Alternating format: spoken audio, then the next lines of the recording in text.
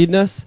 We have an awesome thing planned today with a guest speaker. He's going to be with us the next 3 weeks.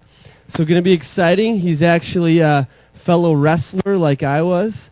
And he grew up in Oregon, though. So, hey, any Oregoners in here? Yeah, Oregon.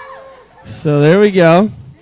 That's awesome. Hey, we're brothers and sisters, right? We love Oregon. And he actually is a dad of 3. And he is teaching his son to be a man. Yeah, his son is like 2, so that's sweet. So can we welcome up? All right. Everybody hear me all right? Okay, I'm going to tell you a little bit about myself first of all. I'm Joshua Tilley. I have my bachelor's from the UW-Madison in philosophy, and I'm finishing my master's degree in philosophy with the emphasis in religion right now. So what that means is that there's really no argument that you guys could come up with I haven't heard from a professor at some point. I was the only Christian that I know of in all of my UW-Madison classes. To give you a little bit of my background, I have an odd testimony, and I'm powerful. My testimony is I was doing a paper freshman year of college on evolution. During the course of writing my paper, I came to the conclusion that evolution was not physically possible logically without the assistance of a God in some way. So either a God did not use evolution or a God used evolution. Regardless, I was stuck with a God of some sort. That kind of threw me for a loop because I liked doing drugs and drinking. And as far as I knew, all the religions I knew of were against all those things. So I systematically began to study with every single religious group I could find. One of the religious groups I studied with were the Jehovah's Witnesses, the Mormons. I read the Quran several times. I studied with Scientology. That is very interesting. Church of Satan I studied with. Hinduism, Buddhism, Islam.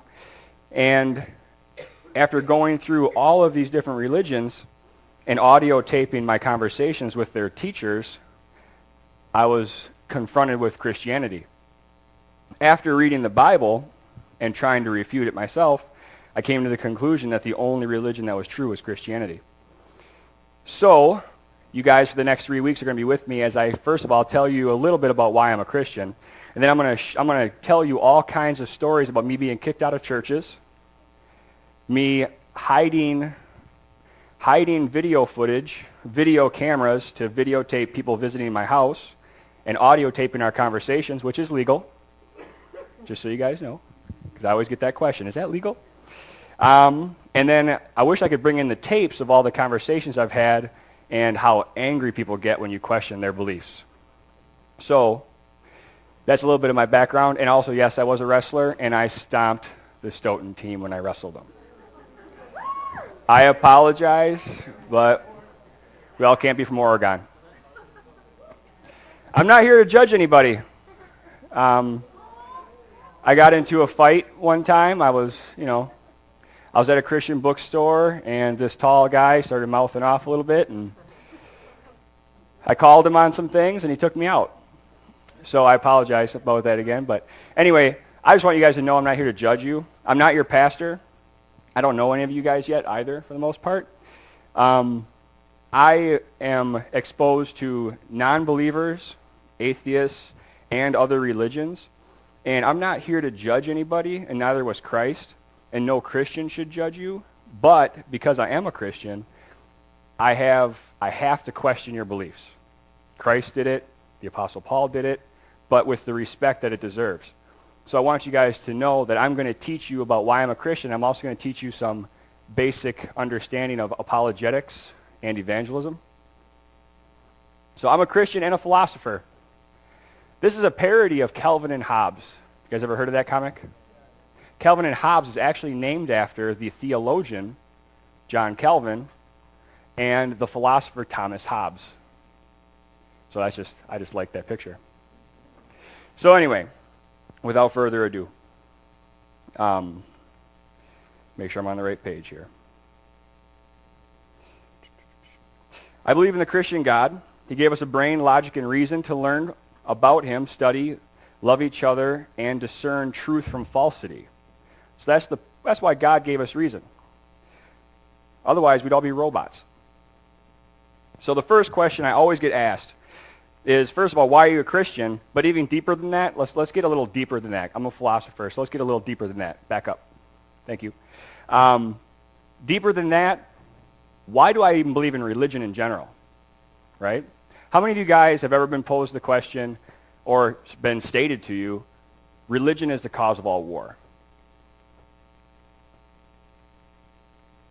How many guys? Now look at this. Imagine no religion. If there was no religion, then the two towers would have been standing still, right? Now what I want you guys to understand is that it's not religion that kills people any more than you can blame your pencil for misspelling a word, okay? You can't blame a particular religion for anything. You have to blame the individuals involved. There's fanaticism and passivity.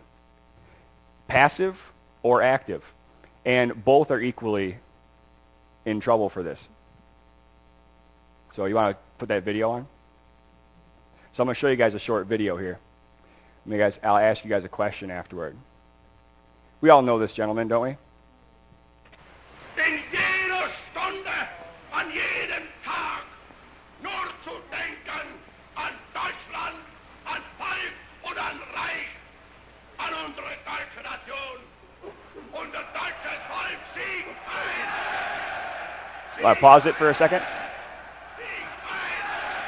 Okay, now, obviously the fanatic is Hitler. But who gave him the power that he has? All the people in the background. They passively allowed him to come to power. And this is important because when it comes to religion, you cannot passively choose religion. That's not choosing. If you grew up in a Christian home and you're like, well, I'm just a Christian because that's where I grew up. That's what the Jews said to Christ. We've got to remember that the Jews said to Jesus, Jesus, we are the seed of Abraham.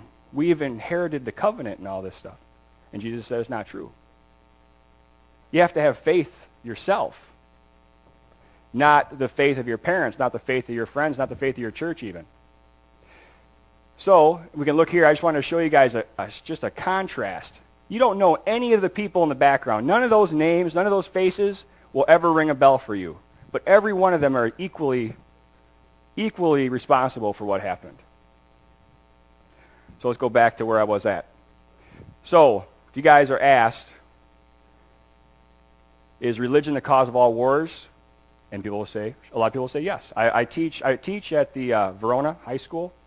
I substitute teach there, so I ask these questions all the time because I'm a substitute and I can get away with stuff like that sometimes.